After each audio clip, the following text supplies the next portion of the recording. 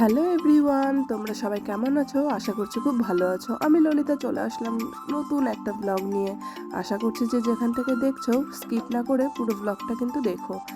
সকাল সকাল ঘুম থেকে উঠে এক কাপ চা যদি না হয় সারাটা দিন যেন একদম ভালো কাটে না। মাথাটা ব্যথা ঝিনঝিন করবে গোটা শরীর। যাই হোক, আমি তার ব্যতিক্রম নই। সকালবেলা উঠে এক কাপ চা বসিয়ে দিয়েছি। এক কাপ বললে ভুল হবে, আজকে 2 কাপই বসিয়েছি, কারণ সে ছিল বাড়িতে।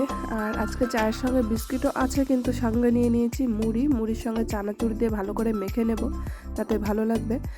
আর এদিকে ছেলের টিফিনের জন্য করব হচ্ছে সুজি দিয়ে, দুধ দিয়ে, কলা দিয়ে একটা প্যানকেকের মতন। এই টিফিনটা খেতে আমার ছেলে খুব ভালোবাসে।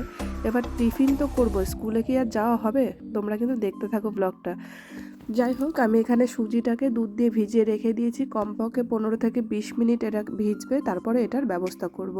আর এদিকে চাল দিয়ে আলু দিয়ে বসিয়ে দিলাম প্রেশার কুকারে, কারণ এত সকালে যদি ভাত করি তো এতটা ঠান্ডা হয়ে যায় যে দুপুরবেলা খেতে একদম ভালো লাগে না। আর তোমাদেরকে যে বললাম কলা দিয়ে পেস্টটা বানাবো, তো তার জন্য মিক্সিং জারে একটা কলা আর এই যে সুজি আর দুধ দিয়ে ভিজানো ছিল সেটা দিয়ে ভালো করে ব্লেন্ড করে নেব। আর এটা ভালো করে ব্লেন্ড করলে যে গোলা রুটি কিংবা প্যানকেক বলো, সেটা কিন্তু খুব ভালো হয়। আর কলাটা মনে হয় খুব একটা ভালো ছিল না, যে কারণে ভিতরে একটু গোল গোলগুলো থেকে গেছিলো। আমি আবার ওগুলো চামচ দিয়ে পরে ফেলে দেবো। আর এখানে 2 হাতা করেই দেবো, বেশি খুব বড় বানাবো না। কিন্তু সত্যি বলতে এই টিফিনটা কিন্তু আমারও খুব ফেভারেট, আমার ছেলেও খুব পছন্দ করে। এইভাবে আমি 3 থেকে 4টে বানিয়ে নেব। আর সবটা ওর জন্য না, আজকে আমিও এখান থেকে 2টো খাবো ভেবেছি। এই জন্য হালকা ঘি ব্রাশ করে দেবে, যাদের বাড়িতে বাটার থাকবে অবশ্যই বাটার দেবে।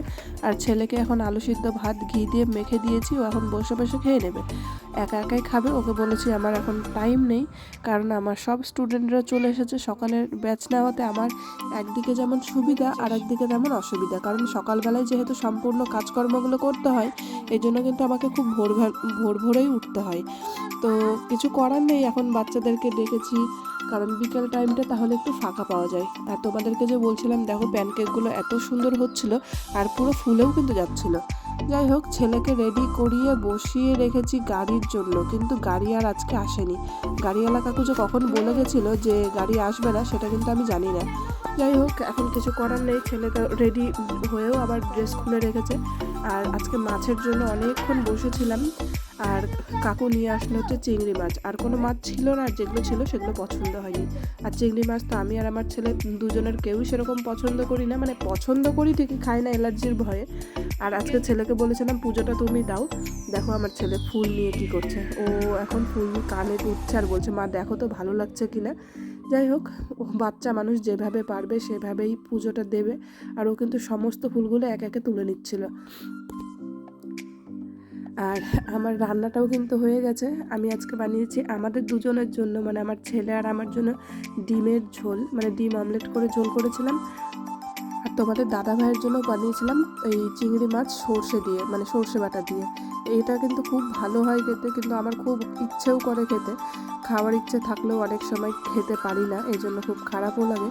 আবার ভাবি যে আমার জন্য ও খাবে না, ওর জন্য এক্সট্রাভাবে আমি তাকে বানিয়ে দিই। তো খাওয়া দাওয়া শেষে আমার ছেলে এখন একটা আম খেয়ে নিচ্ছে। আমি আজকে খাবো না, কারণ আমি এখনও ঠাকুরকে আম দিইনি। যাই হোক, আমার ব্লগটা আমি এখানেই শেষ করছি। তোমাদের ছোট্ট ব্লগটা কেমন লাগলো অবশ্যই কমেন্ট করে বলো। দেখা হবে তোমাদের সঙ্গে পরের একটা ব্লগে। সবাই সুস্থ থেকো, ভালো থেকো।